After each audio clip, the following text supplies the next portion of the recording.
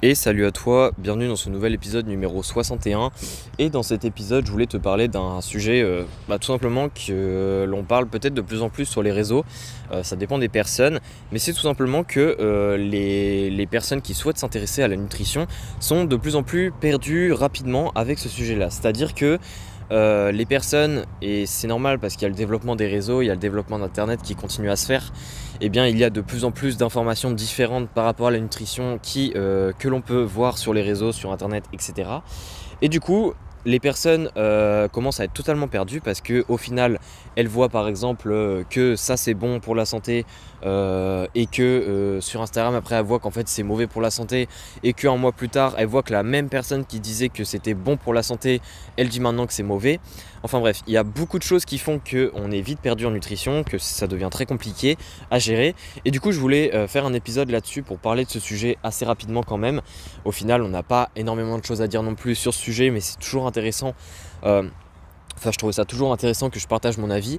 Donc voilà, donc je vais parler de différents points dans cet épisode qui du coup est relié à ce sujet.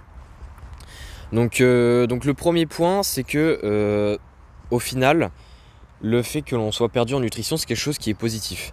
En fait, c'est positif, pas forcément pour toi, concrètement, parce que du coup tu te sens perdu, mais c'est quelque chose qui est positif au fond parce que ça signifie, ou du moins c'est dans le cas où par exemple, dans le cas si la personne disait que c'était bon pour la santé et que un an plus tard elle dit que c'est mauvais, en fait ça au final c'est quelque chose qui est positif parce que ça veut dire que la personne s'est remise en question.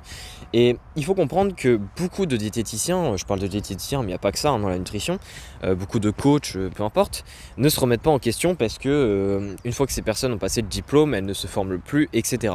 Bon, personnellement c'est pas quelque chose que j'adhère parce que je trouve ça très dommage et je trouve que ça ne permet pas de faire des bons accompagnements par la suite parce qu'on reste sur des connaissances qui commencent à dater.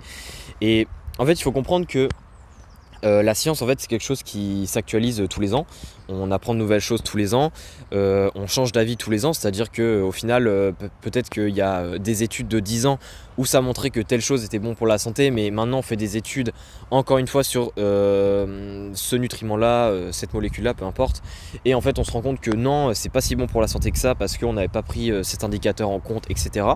En fait, les choses changent beaucoup et une personne qui change d'avis comme ça d'une année à une autre, ça montre que la personne a osé se remettre en question et qu'elle a osé dire qu'elle avait tort avant. Et ça, c'est quelque chose qui est super bien.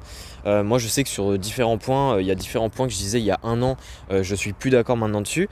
Évidemment, le but, c'est pas de retomber dans le côté inverse, dans le sens en mode extrémiste, c'est-à-dire ouais, non, j'avais totalement pas raison, ça c'est vraiment ultra mauvais pour la santé, etc. Alors qu'au final tu disais que c'était super bon l'année dernière.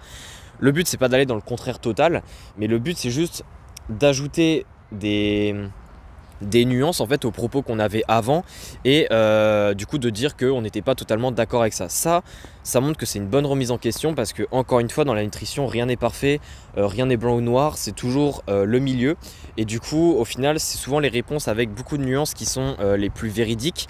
Évidemment là je lâche quelque chose qui est très général donc il faut prendre avec un petit peu des pincettes, mais c'est quand même l'idée qu'il faut se faire. Donc le premier point, voilà, le premier point positif, c'est que si on est perdu dans la nutrition, au final, c'est quelque chose qui est positif parce que ça montre que beaucoup de personnes se remettent en question et osent se remettre en question. Et ça, du coup, ça montre en fait que on est entre guillemets entre de bonnes mains. Évidemment, ça dépend qui on suit parce que ces personnes-là, en fait, vont nous permettre de pouvoir faire les choses correctement en fonction de ce que dit la science de nos jours. Et ça, c'est quelque chose qu'il faut quand même s'en rendre compte.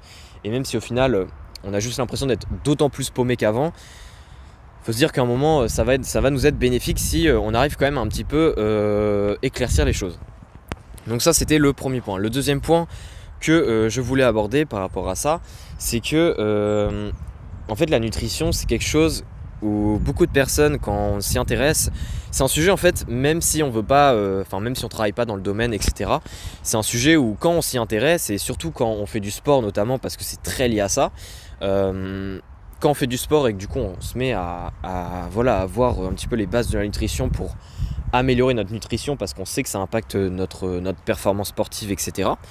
Eh bien c'est quelque chose, souvent un sujet où on s'y attache un petit peu dans le sens où on n'en devient pas totalement accro entre guillemets comme les coachs, etc. mais c'est quand même un sujet qui intrigue un petit peu, où on a tendance à être d'autant plus curieux et on a tendance à vouloir faire les choses de mieux en mieux.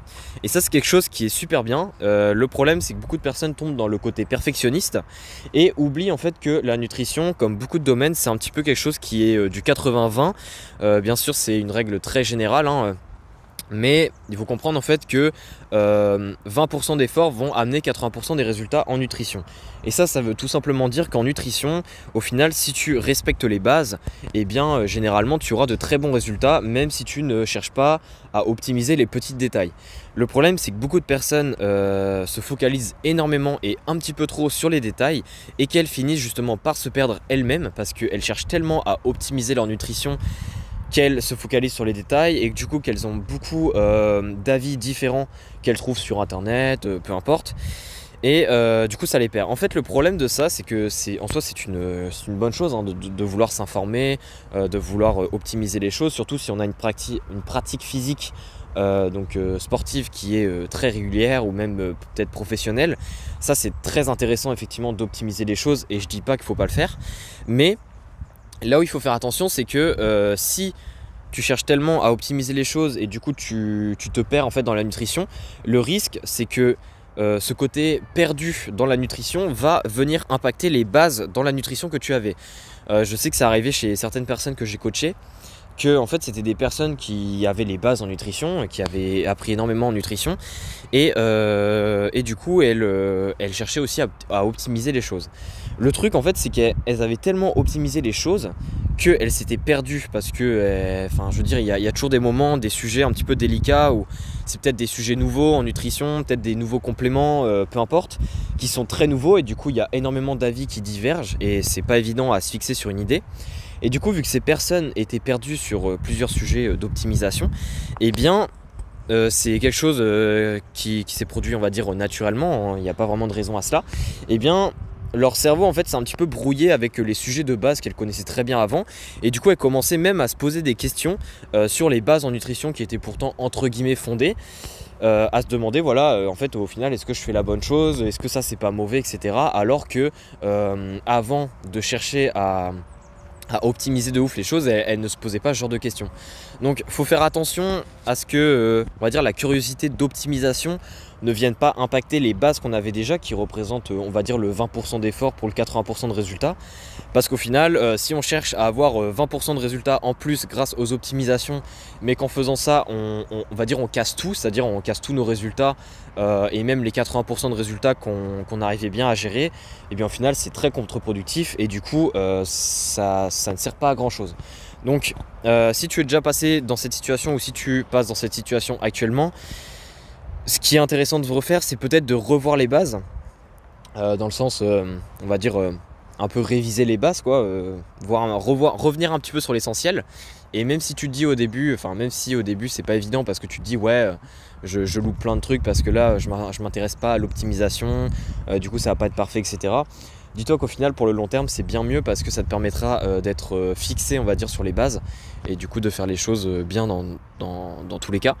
Et par la suite, une fois que tu vas être fixé, une fois que tu vas être, on va dire, sûr et certain des bases, même si encore une fois les bases elles aussi elles changent au cours du temps, on apprend de nouvelles choses et il faut savoir nuancer au fil des années, ça te permettra quand même par la suite de revenir, on va dire, sur le côté optimisation si c'est ce que tu souhaites, parce qu'au final si on va dire tu fais du sport juste pour t'entretenir, c'est peut-être pas intéressant de consacrer énormément d'efforts parce que l'optimisation c'est quelque chose en nutrition qui demande beaucoup d'efforts.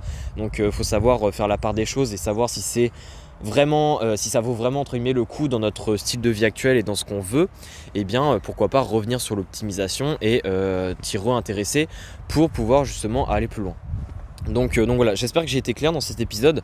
C'est ces deux points que je voulais vraiment partager sur ce sujet parce que je trouve que c'est important du moins que tu les connaisses. Ça te permet comme ça de faire ton propre avis là-dessus. Évidemment, je dis pas que ce que je dis c'est totalement vrai. Moi en tout cas c'est ce que j'ai perçu de mes expériences, des personnes avec qui j'ai parlé, etc. Je trouve que c'est un petit peu comme ça que ce côté perdu dans la nutrition se passe pour la plupart des gens. Après voilà, si tu as des retours personnels à faire, par exemple que tu connais l'origine de pourquoi tu étais perdu à une certaine période en nutrition, n'hésite pas à me la faire sur Instagram, hein, tu peux m'envoyer un message, ça m'intéresse de fou. Et puis je partagerai peut-être ça en story sur Instagram. D'ailleurs, si tu me suis pas, n'hésite pas à me suivre. Donc voilà, j'en ai fini pour cet épisode. Si tu veux être guidé justement dans ton alimentation, parce que au final l'alimentation c'est quand même quelque chose, même si on a un petit peu les bases, on ne sait pas trop par quoi commencer. Si tu veux être guidé et avoir plein d'outils automatisés sans être suivi pour autant, qui te permettent justement de bien faire les choses, eh bien je t'invite à cliquer sur le lien dans la description qui te permet d'accéder à la base de données BDO. Donc voilà, si ça t'intéresse, n'hésite pas à cliquer là-dedans. C'est une base de données d'aliments que je mets à jour régulièrement. Donc une fois que tu y as accès, les mises à jour se feront automatiquement. Et bien tu pourras accéder à ça en plus de nombreux outils comme des calculateurs de besoins énergétiques, comme des créations de repas qui se font automatiquement, etc. Donc voilà, si tout ça t'intéresse, c'est le lien dans la description du podcast. Sinon on se dit à la prochaine pour un nouvel épisode. Allez, ciao ciao.